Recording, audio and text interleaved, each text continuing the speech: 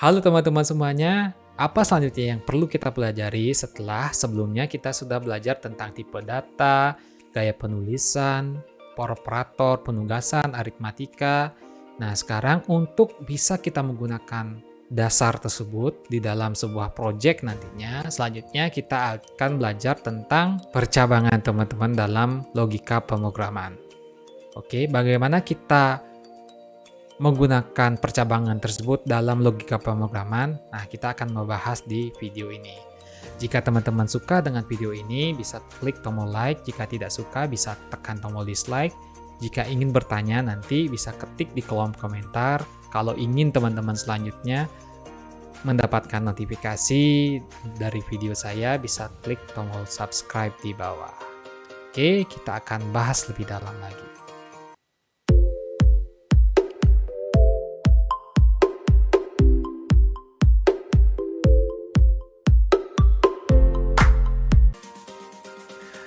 Nah, kita akan menggunakan percabangan untuk membuat logika program, teman-teman. Menggunakan percabangan untuk membuat pemrograman itu ada 7 yang perlu kita ketahui dan kita pahami di pertemuan keempat ini. Yang pertama itu adalah pengenalan percabangan, yang kedua adalah percabangan if, yang ketiga adalah percabangan if-else, yang keempat percabangan if-else, yang kelima percabangan switch case, yang keenam percabangan operator ternary. Nah, sama seperti video sebelumnya itu sudah ada juga, namun kita bahas lebih detail lagi. Yang terakhir itu adalah percabangan bersarang. Ya, sarang di sini maksudnya di dalam percabangan lagi ada percabangan, bukan sarang burung maksudnya. Oke, selanjutnya kita perlu mengenal percabangan. Sebelum kita menggunakan, kita perlu juga mengenal apa saja percabangan tersebut dan bagaimana konsepnya. Nah, jika kamu seorang mahasiswa sistem informasi, pasti tidak akan asing dengan percabangan. Percabangan adalah sebutan untuk alur program yang bercabang. Pada diagram alur, kita sering menggunakan atau menggambar alur program seperti di samping ini, teman-teman. Ya, seperti ini. Nanti jika teman-teman sebelum membuat sebuah sistem, itu perlu membuat sebuah alur program atau workflow-nya. Atau diagram flow maksudnya. Apabila kita ingin menamakan percabangan, kita akan membuatnya seperti ini, teman-teman. Pada kesempatan ini, di video ini, kita akan mempelajari tentang percabangan sampai tuntas dan membuat beberapa contoh program. Nah, kalau misalnya kita bedah dari gambar ini, di sini ada tombol bulat dan tombol bulat yang kosong. Itu artinya memulai program dan mengakhiri program. Di dalam mulai sampai selesai di sini atau akhir program itu ada beberapa proses yang berjalan. Yang pertama itu print selamat pagi, yang kedua print selamat datang, dan yang ketiga adalah print sampai jumpa. Ini adalah alur program sederhana tanpa ada percabangan. Nah, jika di dalam pemrograman ada alur percabangan, itu akan terlihat seperti ini, teman-teman. Ini dari tanda mulai itu bulat terisi atau fillet, itu ada print selamat pagi, selanjutnya print selamat datang. Nah, di sini ada kondisional yang disimbolkan dengan tanda wajib. Nah, ini tulisannya mau serius atau tulisannya ya? Mau keluar. Nah, di sini ada percabangan, dua ada percabangan, tidak dan ya. Jika tidak, ia akan mengarah ke print tidak jadi keluar. Dan jika dipilih ya, itu akan print sampai jumpa. Apapun yang dipilih di sini itu akan mengalami sebuah proses dengan proses yang berbeda, teman-teman. Setelah proses berbeda tersebut dipilih salah satunya akan mengarah ke selesai. Ya, seperti itu konsep percabangan, teman-teman. Nah, ini kita akan bahas ke dalam coding percabangan if. Bentuk yang paling sederhana dari percabangan adalah if saja. Biasanya digunakan saat hanya ada satu tindakan yang harus dilakukan.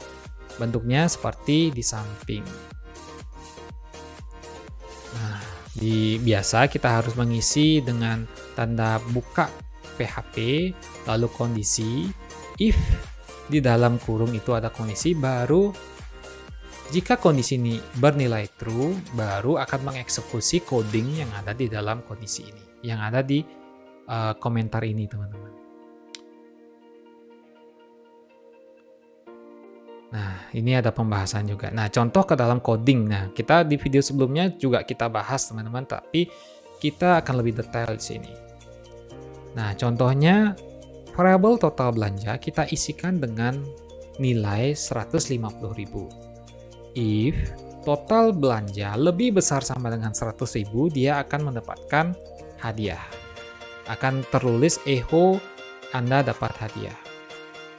Kalau di browser akan tertampil seperti ini. Nah, bagaimana kita misalnya total belanja ini nilainya adalah 90.000. Apakah dia akan mendapatkan hadiah? Bisa teman-teman coba. Oke, betul. Jadi si user ini dalam kondisi ini karena dia bernilai false, dia akan tidak mengeksekusi echo di sini karena total belanjanya 90.000. Sedangkan total belanja jika di atas 100.000 baru mendapatkan hadiah. Seperti itu.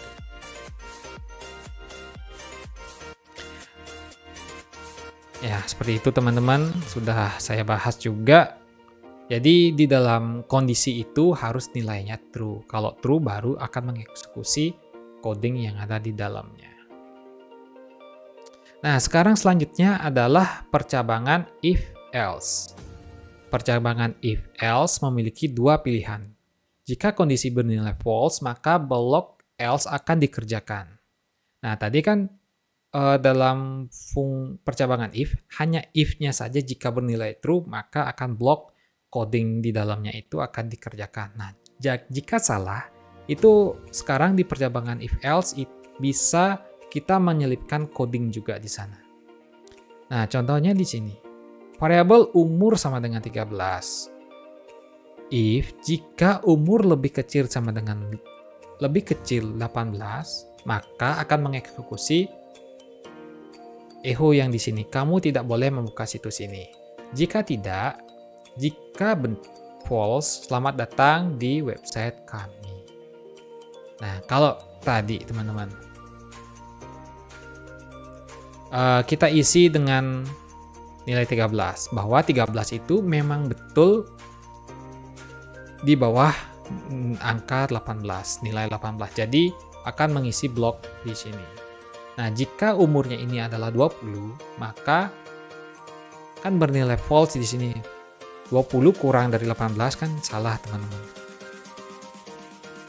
Jadi akan mengeksekusi di blok yang ada di else ini. Jadi hasilnya adalah kamu tidak boleh membuka situs ini karena nilainya yang diisi pertama itu adalah 13, yaitu hasilnya adalah true. Oke, selanjutnya ya sama juga seperti tadi, kita ubah nilainya dengan 19, itu akan langsung mengarah ke selamat datang di website kami. Nah, sekarang ada percabangan tingkat selanjutnya, teman-teman. Ini sederhana sebenarnya. Kalau teman-teman lihat, mungkin agak ribet, tapi kalau misalnya kita pahami satu-satu, itu sangat mudah dipahami. Nah, akan saya jelaskan di sini sekarang.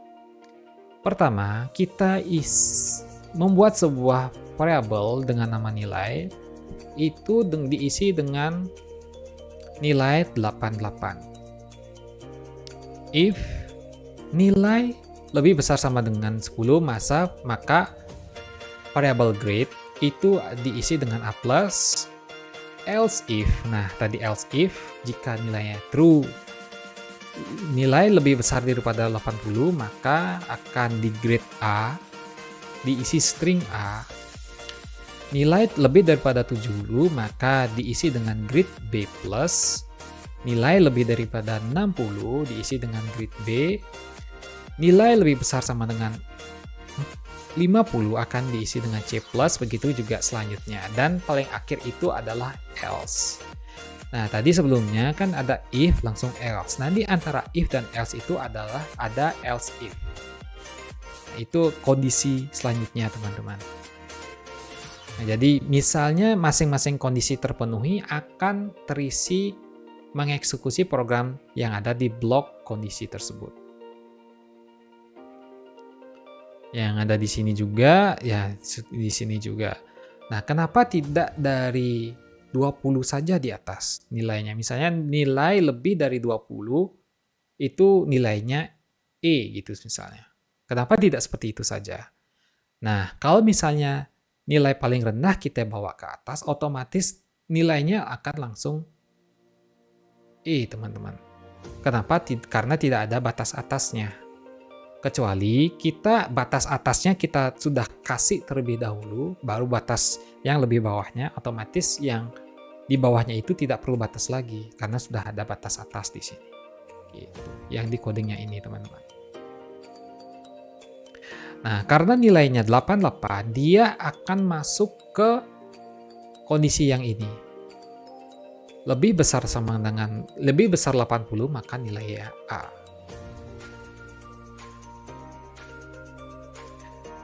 Nah, tadi kita sudah belajar dengan percabangan if, else, if, else. Sekarang mirip seperti itu, teman-teman, tapi dengan format coding yang berbeda atau pemahaman yang sedikit berbeda, yang namanya percabangan switch case. Percabangan switch case adalah bentuk lain dari percabangan if, else. Format penulisannya seperti ini. Nah, switch, isi dari variabel tersebut, terus kita isikan kondisi-kondisi di sini. Nah, kondisi-kondisi di sini jika nilainya terpenuhi akan mengeksekusi coding yang ada di sini. Nah, saya sering menggunakan switch case dibandingkan dengan else if karena struktur codingnya rapi. Kalau maksudnya dari makna program ini tentunya sama, teman-teman. Cuma dari saya lebih senang codingnya lebih rapi, jadi nanti di suatu saat saya melihat codingnya itu akan lebih cepat paham. Gitu. Oke, ini adalah contoh dari switch case. Nah, di sini ada variabel level sama dengan 3. Switch level, kita isikan variabel level di dalamnya. Jika level ini adalah nilainya 1, maka pelajari HTML. Level 3, case-nya 2 akan pelajari CSS, case 3 pelajari JavaScript, case 4 atau nilainya 4 pelajari PHP. Kalau tidak ada nilainya atau else, itu defaultnya nilainya kamu bukan programmer. Ya, semua orang programmer tapi dengan cara yang berbeda saja. Oke, ada 5 pilihan dalam kondisi di atas. Pilihan default akan dipilih apabila nilai variabel level tidak ada di dalam pilihan case. Nah, karena di sini levelnya 3, diisi nilainya, otomatis yang akan teroutput atau tertampil di browser itu adalah di case 3 ini. Pelajari JavaScript, langsung di echo di sini ya. Langsung bisa kita juga return di sini atau melakukan codingan yang lain bisa juga. Oke, kira-kira seperti itu, teman-teman. Jika belum paham juga bisa ketik di kolom komentar di bawah ya, silakan ditanyakan. Oke, selanjutnya percabangan dengan operator ternary. Nah, seperti tadi kita bahas lebih detail lagi. Percabangan menggunakan operator ternary adalah bentuk sederhana dari percabangan if-else. Formatnya seperti ini.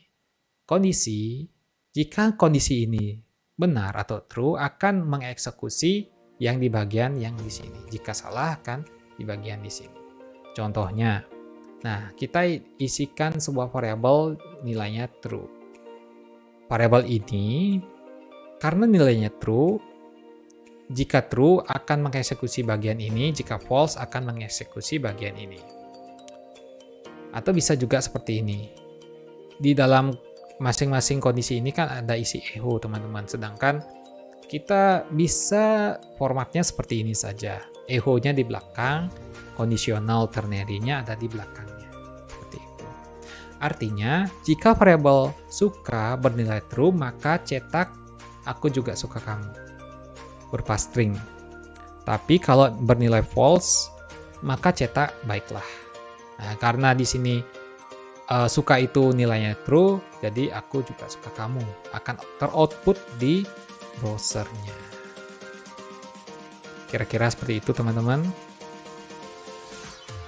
Oke, nah di sini yang terakhir itu adalah percabangan bersarang. Percabangan bersarang artinya ada percabangan di dalam percabangan atau nested if. Contohnya seperti ini teman-teman. Di sini ada variabel yang berisi nilai 17 dan variabel menikah yang isi false. Nah, sekarang di percabangan pertama itu terisi dengan apakah variabel umur lebih besar daripada 18? Jika true, akan mengeksekusi if lagi di dalamnya. Menikah, jika true akan echo di sini. Jika false, maka akan tampil di sini. Nah, jika tidak berumur di atas 18 akan berakhir di false di sini. Maaf ya, ini hanya untuk yang sudah berumur 18 plus gitu. Dan tidak menutup kemungkinan juga di dalam if menikah ini kita isikan if lagi. Di dalam if-nya itu isikan if lagi sampai berapapun bisa teman-teman. Biasanya itu ada di logika AI. Tapi kita di sini secara sederhana saja dulu. Kira-kira seperti itu teman-teman. Nah, dari materi yang sudah saya sampaikan dari awal sampai akhir, saya menggunakan referensi dari petanikode.com. Nah, jika teman-teman ingin ada yang ditanyakan, bisa ketik di kolom komentar di bawah ya. Kalau ingin melihat lebih jauh dari materi tadi, bisa kunjungi website officialnya yaitu petanikode.com.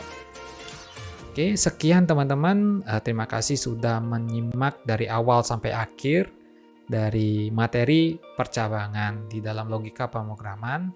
Jika teman-teman ingin ada yang ditanyakan, bisa ketik di kolom komentar. Jika suka dengan video ini, bisa klik like.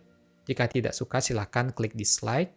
Dan teman-teman ingin menonton video saya selanjutnya dan mendapatkan notifikasi, bisa klik tombol subscribe di bawah atau berlangganan dan tombol loncengnya teman-teman. Oke, seperti itu teman-teman di video ini. Terima kasih sudah menonton sampai akhir. Salam coding.